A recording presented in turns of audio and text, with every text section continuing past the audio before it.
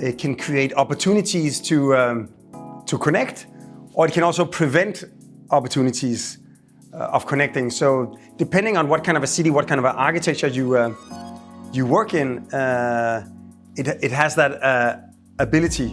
Basically, walls, are essentially barriers to make sure that what is here doesn't get over there, and vice versa. So in that sense, I think whenever we design anything, we try to really think of this idea of the architecture as an invitation. Because the more inviting the architecture is, the more you create the possibility of an encounter. You can say, typically, why do you meet people? Because you have something in common. And that's maybe why sometimes you say today, a teenager has more in common with, a teenager in Copenhagen has more in common with a teenager from Düsseldorf or one from Shanghai than they do with their parents or their grandparents.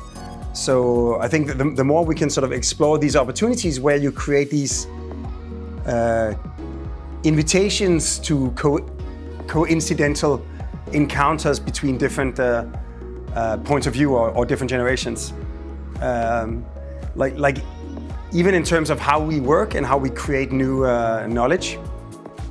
A lot of our projects today are actually dealing with this new understanding that some of the breakthroughs you get in science, they come when people from different fields that used to be separate fields suddenly start having conversations together.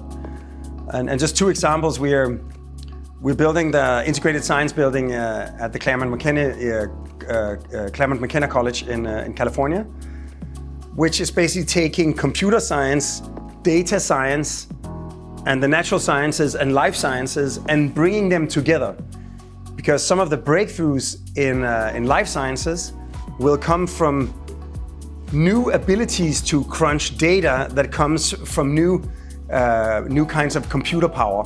So in a way, you can't separate the different sciences any longer. They're converging. And similarly for the Danish, for the Aarhus hospital, we are creating a building for the Danish Neuroscience Center.